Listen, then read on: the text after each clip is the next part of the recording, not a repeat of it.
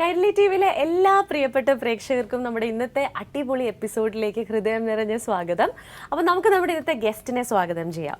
അപ്പോൾ നമ്മുടെ ഗസ്റ്റ് ആരാണെന്ന് ചോദിച്ചാൽ നമുക്ക് എല്ലാവർക്കും പ്രിയങ്കരിയായ ഒരു വ്യക്തിയാണ്, സുന്ദരിയാണ്, ഒരു അമേസിംഗ് ആയിട്ടുള്ള ഒരു സ്റ്റേജ് പെർഫോമറാണ്, അതിലുപരി നമ്മുടെ മലയാളികൾ ഏറെ ഇഷ്ടപ്പെടുന്ന ഒരു പിന്നണി ഗായികയാണ്. So let's welcome Akhila Anand and her husband Shyam Sai. തുടക്കം കൈരളി എന്ന് തന്നെ പറയാം. ചേട്ടൻ ഒന്നും മിണ്ടാണ്ടിരിക്കുന്നു. എന്തെങ്കിലും ചോദിച്ചാൽ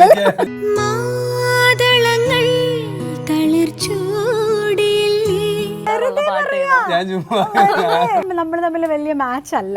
ശരിക്കും പറഞ്ഞാൽ നമ്മുടെ മലയാളം പാട്ട് ആർക്കും വേണ്ട.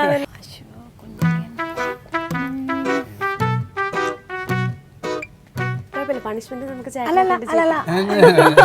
വേണം, എനിക്ക് വേണം.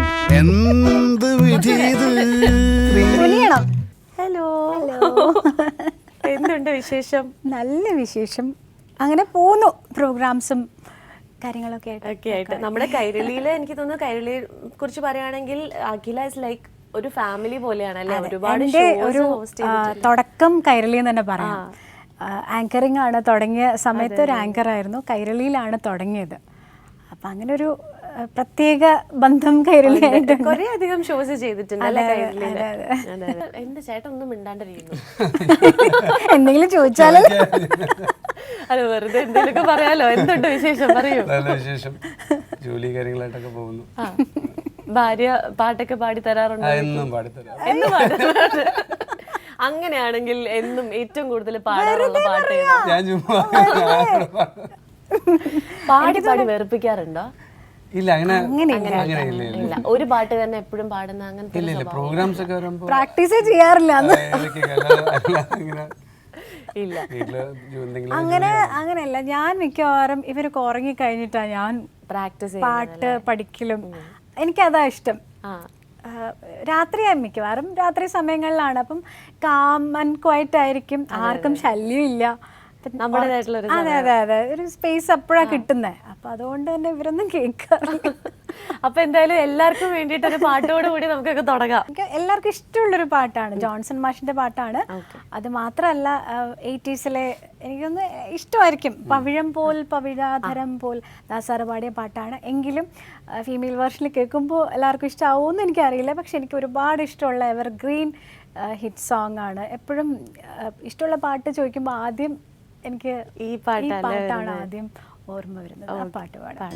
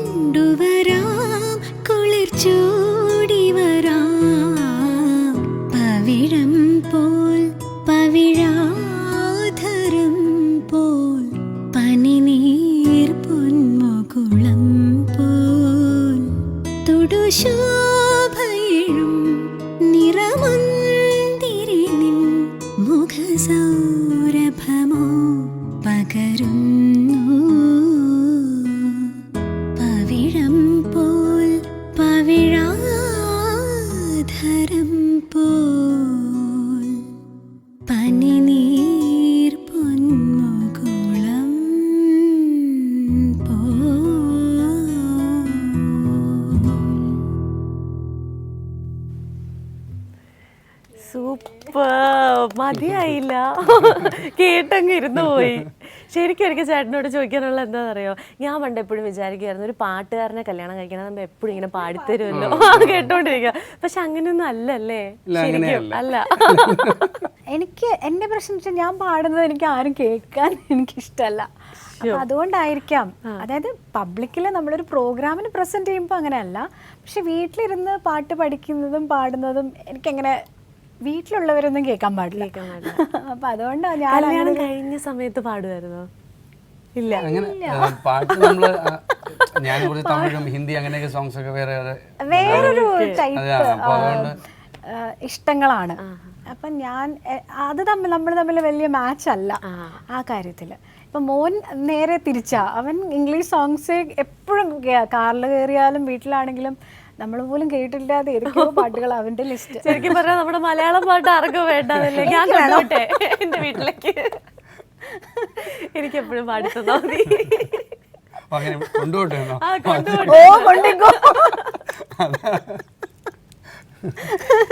എന്തായാലും അടിപൊളി.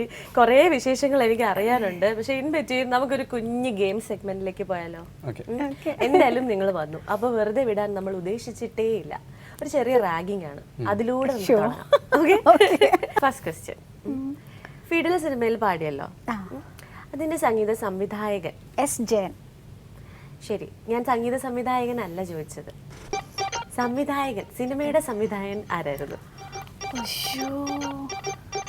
അയ്യോ ഇതാ കാണാണെങ്കിലേ രക്ഷപ്പെടും. അല്ല, ഈ എപ്പിസോഡ് കണ്ടു കഴിഞ്ഞാൽ മോശമല്ലേ? ഡയറക്ടർ കണ്ടാൽ പേര് മറന്നു, അറിയാം പക്ഷെ മറന്നുപോയി.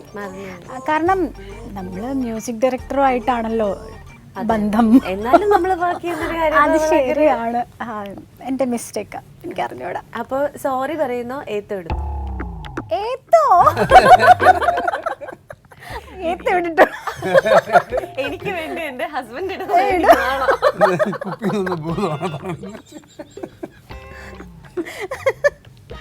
അയ്യോ എനിക്ക് ഓർമ്മയില്ല, സോറി. ഓർമ്മയില്ല, സോറിയാണ്. ഇപ്പൊ സോറി പറയാം, അടുത്ത പ്രാവശ്യം എന്തായാലും എത്തേണ്ടേണ്ടി വരും. ഒരു സോറിയെ നമ്മൾ അക്സെപ്റ്റ് ചെയ്യുള്ളൂ.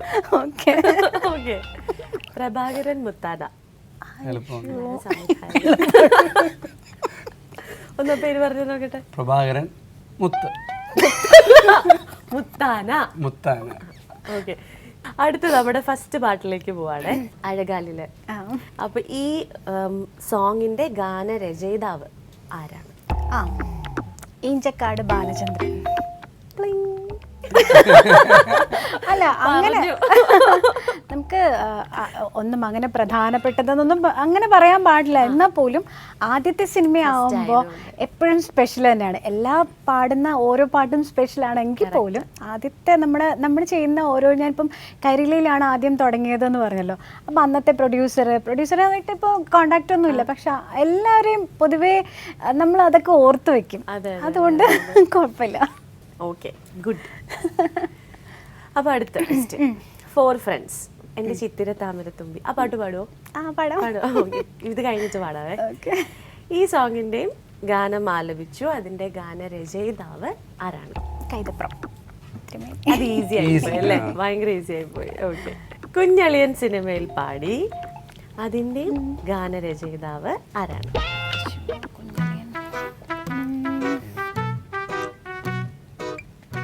പണിഷ്മെന്റ് നമുക്ക് ചാൻസ് വേണം, എനിക്ക് വേണം, എനിക്ക് ആലോചിക്കണം. അനിൽ പനച്ചൂരാനാണോ? അല്ല, ഒന്നുകൂടെ ഒരു ചാൻസ്. ഒരു ക്ലൂ തരില്ല, ഒരു ചാൻസ് കൂടി തരാം. ക്ലൂ ഇല്ല. ആരാ? ഇനിയിപ്പൊ ഞാൻ പാടിയത് സഹായിച്ചോ അല്ലെങ്കിൽ ശിക്ഷ കിട്ടുന്നത് ആർക്കാ? അതെനിക്ക് പാടിയത് ശ്രീനാഥ്. അതെ, നിഷാദ്, ശ്രീനാഥ്, ഞാൻ റീമി. പക്ഷേ പാട്ട് എഴുതിയതാരാ? കൈതപ്രം തന്നെയാണോ? അല്ല, കഴിഞ്ഞു, ചാൻസ് കഴിഞ്ഞു.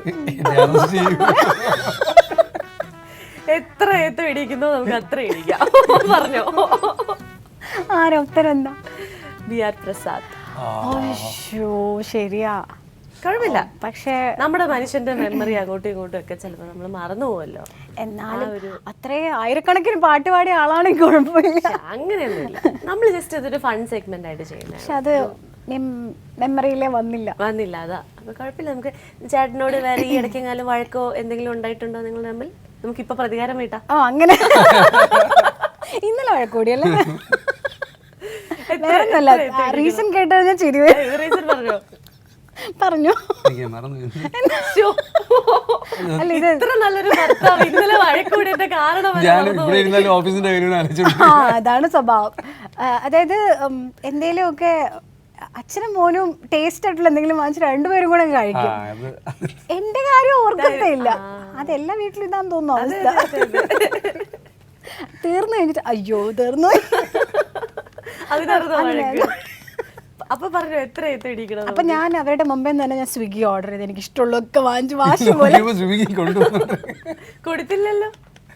അങ്ങനെ ഒന്ന് ടേസ്റ്റ് ചെയ്തോട്ടാ ചോദിക്കും, ഞാൻ കൊടുക്കുമല്ലോ. സ്വീറ്റ്സ് ആയിരുന്നു. ഓ നമ്മള് ഡയറ്റ് കോൺഷ്യസ് പറ്റില്ല. ആകെ ഞാൻ മാത്രമേ ഉള്ളൂ മധുരം അധികം കഴിക്കുന്നത്. അപ്പൊ പിന്നെ അവനും വലിയ താല്പര്യമില്ല, കഴിക്കും വലിയ താല്പര്യമില്ല. അപ്പൊ അവർ രണ്ടുപേരും കഴിക്കാത്ത സാധനങ്ങൾ മുമ്പിൽ വാങ്ങി ഇങ്ങനെ കൊതിപ്പിക്കാന്നുള്ളതാണ്. അല്ല അവർക്ക് ഇഷ്ടമല്ലല്ലോ, ഇഷ്ടമാണ് കഴിക്കാത്തതാ, ഇഷ്ടമാണ് കഴിക്കാത്ത. അപ്പൊ നമുക്ക് എത്ര ഇടിക്കണം? എത്രയിടാം? 5 5 5 തൽക്കാലം 5. അതിപ്പോ അഖില കാണിച്ചു. ഞാൻ കാണിച്ചു തരും. എഴുതി നിന്ന് തൊടണോ? ആ കാണിച്ചു. അതന്നെ തന്നെ 5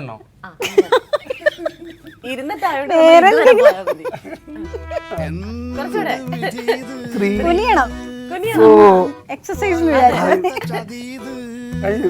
കഴിഞ്ഞു. Okay thank you. എനിക്ക് വേണ്ടി അടുത്ത ഉത്തരം കറക്റ്റ് ആക്കിക്കോളാൻ പറഞ്ഞോളൂ. ജോസഫ് എന്ന മൂവിയിൽ പാടി. അപ്പൊ കരിനീല കണ്ണുള്ള പെണ്ണെന്ന ഗാനം, ഈ പാട്ടിന്റെ ഗാനരചയിതാവ് ആരാണ്? PK ഹരിനാരായണൻ. കറക്റ്റ്. അപ്പൊ എന്തായാലും നമ്മൾ വിചാരിച്ച പോലെ ഒരുപാട് പണി കൊടുത്തില്ല. അല്ല ചിലത് നമ്മുടെ മെമ്മറിന്ന് പോവും, അത്രം ശ്രദ്ധിക്കപ്പെടാതെ പോയ പാട്ടായിരിക്കാം ചിലപ്പോൾ. അങ്ങനെ എന്തെങ്കിലുമൊക്കെ ആണെങ്കിൽ മറന്നു പോവും. കുഴപ്പമില്ല. പിന്നെ മ്യൂസിക് ഡയറക്ടേഴ്സും ആയിട്ടാണല്ലോ കൂടുതൽ അടുപ്പം വരുന്നത്, അവരുമായിട്ടാണ് കണക്ഷൻ വരുന്നത് പാട്ട് പാടുമ്പോഴും ഒക്കെ. അപ്പോൾ ചിലപ്പോൾ മൂവിയുടെ ബാക്കിയുള്ള ആൾക്കാരുടെ മാറിപ്പോ